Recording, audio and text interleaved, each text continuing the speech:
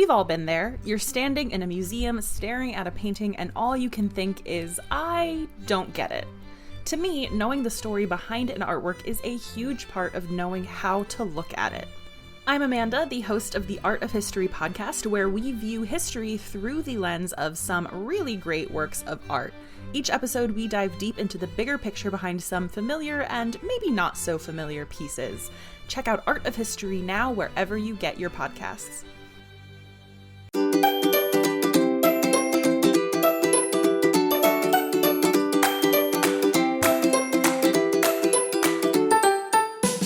Hey Culture Kids, welcome to another episode. My name is Kristen and I'm your host along with my 5-year-old son Asher.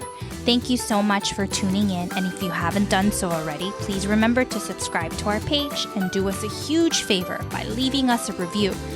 Today, Asher made a special request to learn a bit more about a natural landmark located in South America. Now, we live in Los Angeles in the state of California, which is part of the 50 states of the United States of America. And the United States belongs to a continent called North America. And South America is below North America. That's correct. So this natural landmark in South America is so long and so big that it runs through 7 different countries. It is over 5,000 miles long and also serves as a home to many different animals and plants. And it is, of course, the longest mountain range in the world. Asher, can you share with us what this landmark is? The Andes Mountains. It's long and expands for thousands of miles. Kind of like the Great Wall of China we already had a podcast about. So, here are all the countries that it spans through. You ready? Yes! Argentina, Bolivia, Chile, Colombia, Ecuador, Peru, and Venezuela. That's a lot of countries. It sure is. Because the Andes Mountain is so long and extends almost like a spine up and down Central America, there are several different climates across the mountains. Climates are weather conditions in the area. Very good. Now this leads us to introduce our Culture Kids word of the day, which is ecosystem. An ecosystem is a flow of life. That's an interesting way to put it.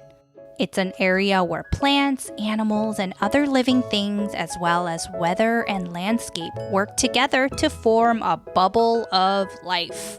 The Andes Mountains has a wide range of ecosystems, such as glaciers, high mountain grasslands, mountain forests, rivers, lakes, and wetlands.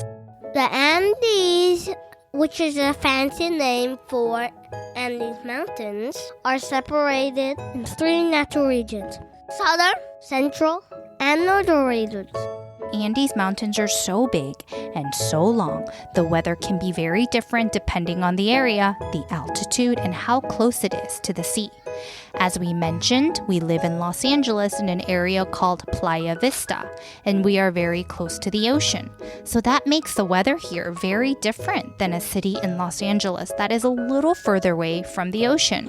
Even just a few miles away from the ocean can make a big difference in the weather conditions. If you're ever lucky enough to visit the Andes, you'll see many unique animals simply not found anywhere else on Earth. In the Andes, you could find the Andean condor. Andean condors are huge birds, and because they are so big, it's a little difficult for them to fly. They prefer to live in windy areas, so the wind can help. Because they're so heavy, they're up to 33 pounds, even their enormous 10-foot wingspan needs some help to keep them flying. That's cool. They mostly live in the mountain regions, but they also live near the sea because they like the ocean breeze. And sometimes they're also found in the desert areas that have strong air currents. There are thousands of different species of animals that live all across the Andes Mountains. But get this, Roughly about 2/3, which is more than half of the animals, are endemic to the region. What does endemic mean? Endemic in this case means that these animals belongs to the area and rarely found anywhere else in the world. It's as if Andes Mountains is a world of its own. Another animal that is endemic to the Andes is called the Andean bear. What's an Andean bear? Andean bear kinda looks like a sloth in my opinion. Luckily, they're known to be gentle and not very aggressive. They're mostly herbivores, but also sometimes eat meat. You can find them in the grasslands or forests of Andes Mountains. They're also known as the spectacled bear because they have rings of white or light fur around its eyes. It kind of looks like they're wearing sunglasses. Ooh, that's funny. And here's a cool fact. Asher, what do most bears do during the winter? Hibernate. And what does that mean? Sleep. Yep. But Andean bears do not hibernate. They're active all year round. They live mostly in tropical climates from Venezuela to Bolivia. I want to see one and snuggle with one. I do too. But any animals that we see in the wildlife, whether they're herbivores or carnivores, we must stay away from them and give them plenty of space that is safe for both the animals and for the humans.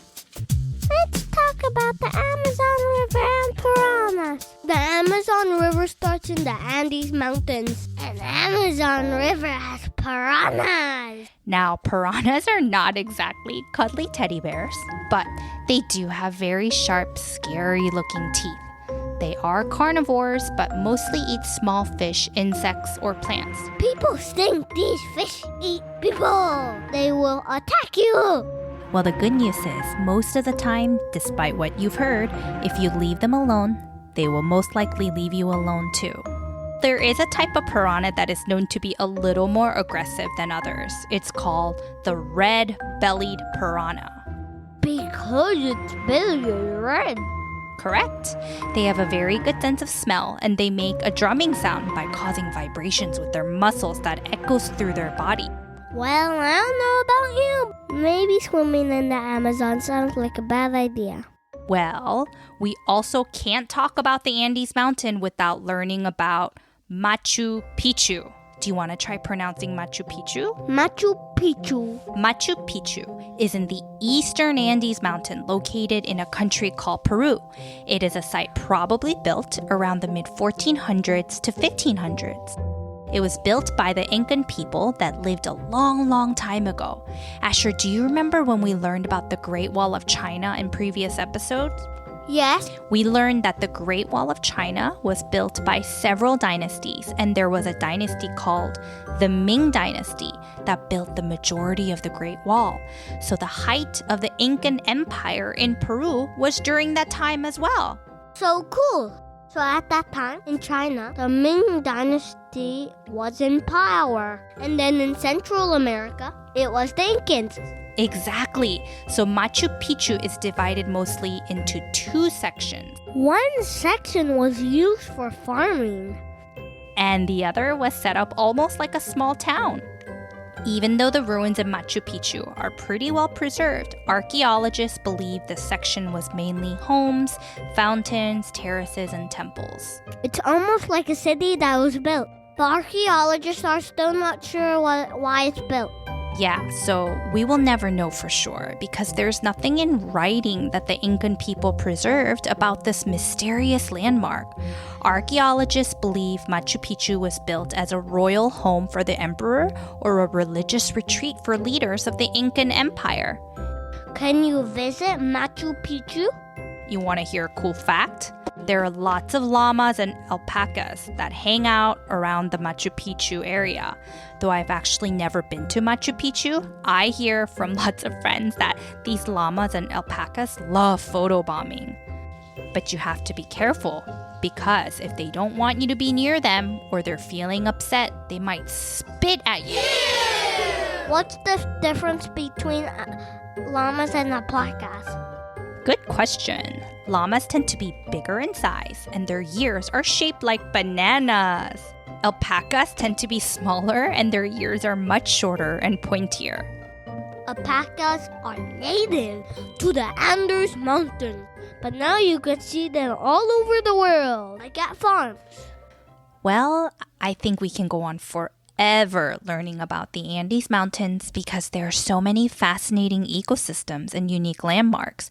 We'll definitely have to do more episodes on this next time. And Asher has been waiting quite patiently for this, as usual, which is sharing some good jokes. Asher, would you like to go first? What does a cloud wear under his raincoat? What? Thunderwear. Okay, my turn. Why should you dress warmly when visiting the Andes? Why? Because it's chilly. Oh, and it runs straight chili. Exactly. Well, that's all we have for today, but thank you so much for tuning in and stay tuned for another episode next week. Don't forget to hit subscribe and let us know what you want to learn about next by leaving us a review. And as always, stay curious and adventurous. See you later, alligators and the wild crocodiles.